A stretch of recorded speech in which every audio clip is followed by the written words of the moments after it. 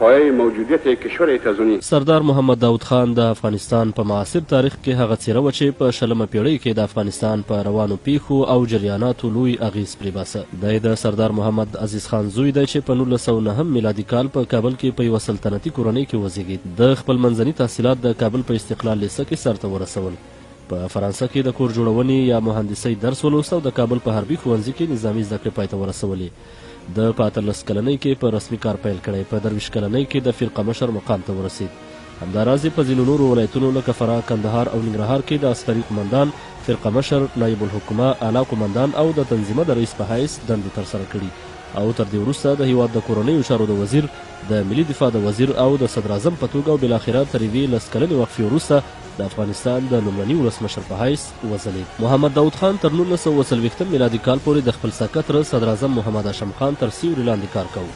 محمد هاشم خان د خپلې واکمنې کورنۍ له هڅې کېدو نه تر 1940 میلادي کال پورې یعنې 19 کاله د صدراعظمۍ چارې په دغې لوړ اختیار سره اجرا کړې. په دې ډول محمد داود خان چې د پاچا محمد ظاهر تربور او اوښی هم و، له دغسې بې خنډه دولتي واک سره روږدی شو چې له هغه پرته ژوند ورته کیف نه لره. هغه مهال چې داود خان د لومړي وزیر په توګه وټاکل شو، 14 ورځې وروسته یې خپله کابینه او تګلاره اعلان کړه. د پښتونستان د مسلې حل او اقتصادي وده، پرمختګ او رهبري شوی اقتصادي پلان د صدارت د دورې د تګلارې اصلي ټکي وو. د نغلو د اوبو د برېښنا دستګاه، مایپر او د درونټي د برېښنا بندونه، د خان آباد، ګلبهار او پلي خمري د نساجي فابریکې، د سپینزر شرکت تاسیسات، د غوري او جبل سرات د سیمنټو فابریکې، د بریک جوړولو فابریکه او د لاسي صنایعو دستګاوې د داود خان د صدارت د دورې بریاوې دي. په همدې شان د بانکونو اساسنامې جوړې شوې. په خصوصي برخه کې پانګه اچونه د حکومت تر مستقیمې رهبرۍ لاندې عملي شوې. د 2010 په شاوخوا کې عصري ځمکنۍ لارې بشپړې شوې. د بګرام هوایي ډګر، د کابل او کندهار هوایي ډګرونه، د سالنګ لویه لار، د کابل جلال آباد لویه لار د صدارت په دوره کې جوړه شوه. د داود خان د صدارت دورې 10 کاله دوام وکړ او د حسن شرق په خبره چې د داود خان په صدارت کې د هغه د قلم مخصوص مدیر په افغانستان کې چې هر یوه خښته ایښودل شوې، په هغه کې د داود خان د ګوتې نښه وه. په 1963 میلادي کال کې د داود خان د صدارت دوره پای ته ورسېده او تر دې وروسته یې د 10 کلونو لپاره له حکومتي چارو ګوښتوب اختیار کړ او بالاخره یې په 1902 میلادي کال کې هغه مهال چې محمد ظاهر شاه د درملنې لپاره ایټالۍ ته سفر کړی کودتا وکړه او واک یې ترلاسه کړ.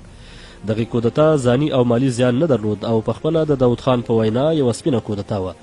د داود خان لومړنۍ وینا چې په حقیقت کې د هغه د حکومت تګلاره جوړوله، په همدغه ورځ د راډیو افغانستان لخوا خپره شوه چې د جمهوري نظام جوړښت، د رښتینې ولسواکۍ وده، د ملي حاکمیت واکمني، د خلکو د پوره حقوقو عملي کول، د بېطرفۍ سیاست، د پښتونستان د مسلې حل او د افغانستان ترقي او پرمختګ د دغه وینا مهم ټکي وو. د ولسمشر داود خان د دې دورې د اصلاحي او سیاسي اقداماتو له لویو کارونو څخه د لویې جرګې جوړول او په 1955 هجري لمریز کال کې د اساسي قانون تصویب او د ځمکې مالي قوانینو چې د ولسمشرۍ په دوره کې جوړ شول.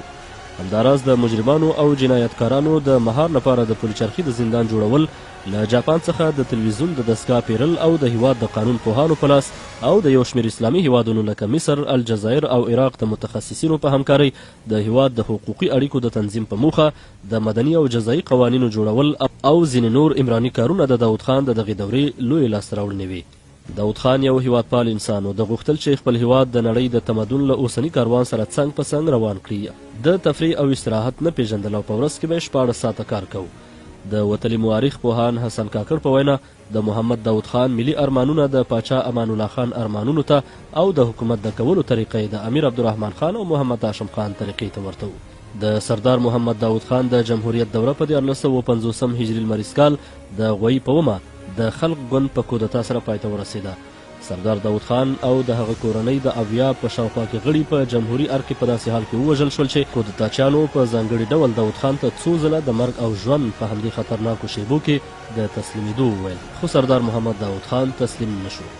د داود خان جسد وروسته له 4 لسیزو د 1909 لمریز کال د ولسمشر حامد کرزي په هدایت د کابل د پلچرخي زندان په څنګ کې د پلیګون په نامه له یو ځای څخه راپیدا او وروسته له پیژندنې د دارالامان د سکاټ د غونډۍ په ساحه کې خاورو ته وسپارل شو.